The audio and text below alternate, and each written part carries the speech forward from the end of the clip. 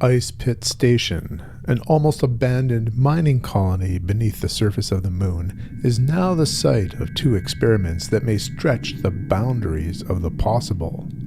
Project 1, to achieve a temperature of absolute zero, the ultimate state of cold that can freeze space-time itself and bend the laws of physics.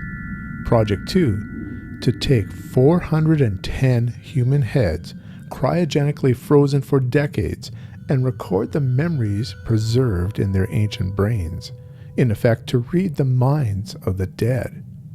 But a bizarre, earthborn cult is out to stop the research at Ice Pit Station, and they will resort to any tactic, no matter how treacherous.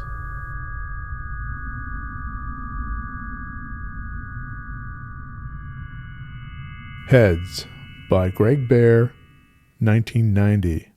Cover art, Bob Eggleton. In the past couple of years, I've read Greg Bear's Blood Music, Eon, and now Heads. Heads is only 151 pages, first appearing in Interzone magazine, July and August issues of 1990. Blood Music, likewise, was first published in magazines and started out as a novella, and it was expanded into the novel Blood Music. Eon, on the other hand, was a full-fledged novel, approximately 500 pages perhaps. My first observation here is I think Greg Bear does better with a tight number of pages, limiting his plot points, his ideas, to just a few. I found Eon had way too many, and it scattered the plot to the point where it just didn't make sense. But Blood Music is a classic, at least to me, in science fiction. And Heads is a very good book too. We have a very interesting culture on the moon with families who are in different craters, and there's a relationship between them and a ruling of the moon and its affairs by a council of BMs. And BM stands for Binding Multiples. That's these families.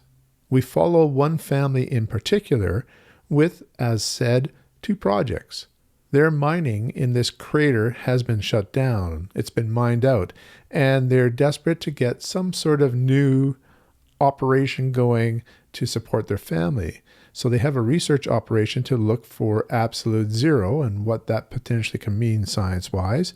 And then a young woman from the BM has an entrepreneurial idea. While they're pursuing absolute zero, surely they could also support having some cryogenically frozen heads from Earth, people who thought that perhaps they could be revived in the future. There's a company that's going under and she buys their heads, but she also has another technology that she's pursuing. This is a technology where the brain can be read. She believes that they can do this brain reading with frozen heads, with people who've passed away. So this seems like it could be a win-win situation. At worst, it's a bit of a grotesque project. However, there seems to be a problem. One of the BMs, one of the binding multiples, is a relatively new one to the moon, and it has arisen from a cult-like religion called logology. The logologists have some sort of interest in what is happening here and want to protest having these heads potentially thawed or used or revived.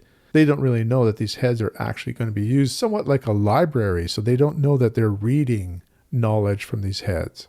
So we have a political conflict start to erupt here on the moon between these families. Meanwhile, they actually are starting to have some success in reading the thoughts from these heads. Now, they have records for 407 of the heads, including grandparents or great-grandparents of the BM, the family that is doing this experimentation. Explains why they wanted this group of heads. There's 3 heads, however, that don't have documentation, and that's kind of weird. So they decide as they experiment reading these thoughts, let's do it on these 3 heads, and perhaps we can figure out who they are. This is where I'm going to stop summarizing. Much of this information is from the back of the book as well, and this is the way that a lot of people have promoted this book. I don't think it's really too hard to figure out where the conflict's going to arise here. I think a lot of you who haven't read this book have an idea where it might be going. Nevertheless, even if you've guessed exactly what might be happening here, the way it plays out is fascinating.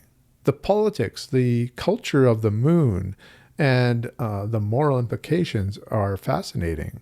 I was worried at first that this might be a little bit towards the schlock side of things, especially with heads, cryogenically frozen heads.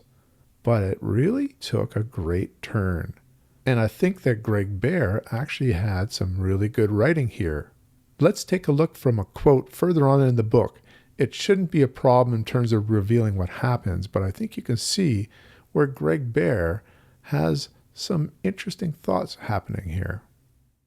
Alienation without must be accompanied by alienation within. That is the law for every social level, even individuals.